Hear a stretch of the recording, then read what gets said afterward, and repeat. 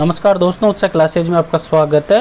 दोस्तों आज हम पढ़ने जा रहे हैं राजस्थान सहकारी समिति के एक्ट 2001 व 2003 के मोस्ट इम्पोर्टेंट क्वेश्चन।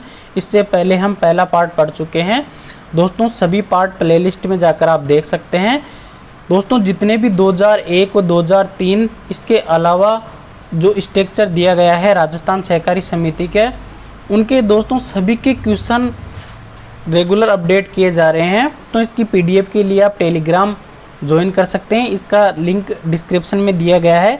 चलो दोस्तों शुरू करते हैं आज के हमारे पहले क्वेश्चन से। दोस्तों जो आज का हमारा पहला क्वेश्चन है वह है महिला सोसाइटी, बुनकर सोसाइटी और डेयरी सोसाइटी के सदस्य बनने के लिए न्यूनतम योग्यता है। तो दोस्तों इसके लिए न्यूनतम योग्यता 5वीं पास रखी गई है। दोस्तों इसके अलावा जितने भी सोसाइटियां हैं उनके लिए योग्यता 8वीं पास रखी गई है। नेक्स्ट बात करते हैं दोस्तों, सोसाइटी का नाम परिवर्तन करने के लिए कितने सदस्य के हस्ताक्षर होना जरूरी है। तो दोस्तों 7 सदस्यों के हस्ताक्षर होना जरूरी है नाम परिवर्तन के लिए। सहकारी समिति की साधारण बैठक के लिए सदस्य को कितने दिन पूर्व सूचना देनी पड़ती है। तो दोस्तों उसके लिए 15 दिन पहले सूचना देनी पड़ती है। नेक्स्ट क्वेश्चन है दोस्तों, सोसाइटी की लेखाओं का वार्षिक वितरण कितने दिन के भीतर रजिस्ट्रार को देना होता है। तो दोस्तों उसका समय है 45 दिन के अंदर देना पड़ता है। नेक्स्ट है दोस्तों, प्रत्येक सहकारी सोसाइटी समिति में निर्वाचित सदस्य संख्या होती है। तो दोस्तों जो सदस्य निर्वाचित संख्या होती है वो 11 होती है। नेक्स्ट क्वेश्चन है दोस्तों सभी क्वेश्चन परीक्षा की दृष्टि से इम्पोर्टेंट है। सोसाइटी की लेखाओं का वार्षिक वितरण कितने दिन भीतर लेखा परीक्षक को देना होता है। तो दोस्तों जो लेखा परीक्षक होता है ऑडिटर, उसको 15 दिन के भीतर, और जो रजिस्ट्रार होता है उसको 45 दिन के भीतर होता है। तो दोस्तों इसमें कंफ्यूज मत होगा। संविधान संशोधन के तहत महिला सहकारी समिति के उप नियमों में संशोधन हुआ है। तो दोस्तों 97वां संविधान संशोधन के तहत इसके उप नियमों में संशोधन हुआ है। किस धारा के तहत अगर कोई सदस्य दोषी पाया जाता है तो उसे मतदान देने का अधिकार नहीं है। तो दोस्तों जो 99 धारा है उसके तहत अगर कोई सदस्य दोषी पाया जाता है तो उसे मतदान देने का अधिकार नहीं होता है। सोसाइटी रजिस्ट्रेशन की कितनी अवधि तक समिति की नियुक्ति की जा सकती है। तो दोस्तों 3 माह तक समिति की नियुक्ति की जा सकती है। राज्य की सर्वोच्च सोसाइटी की समिति के सदस्य को हटाने पर वह सुनवाई के लिए कहाँ अपील कर सकता है। तो दोस्तों वो राज्य सरकार के पास अपील कर सकता है।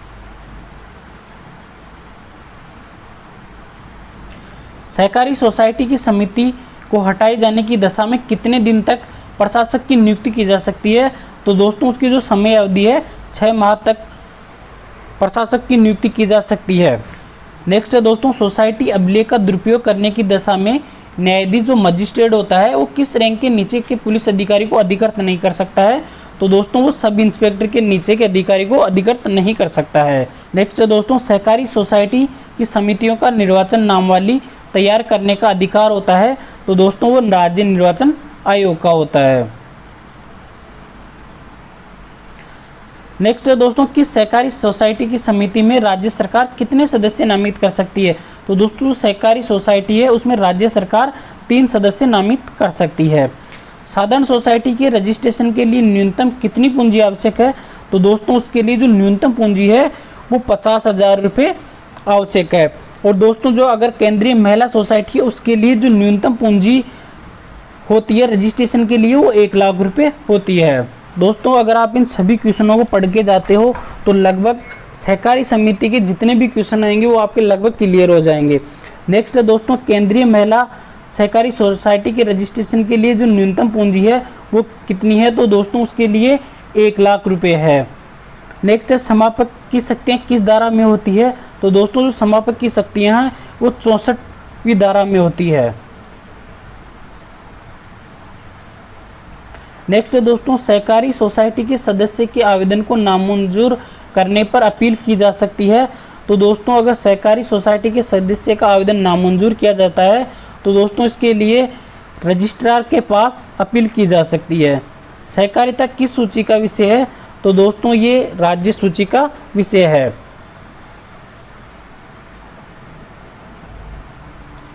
डेयरी सोसाइटी के सदस्य बनने के लिए न्यूनतम योग्यता है। तो दोस्तों वो 5वीं पास है। सहकारी समिति का सदस्य कितनी हंस पूंजी ले सकता है। तो दोस्तों वो कुल पूंजी का 1/5 हंस तक ले सकता है।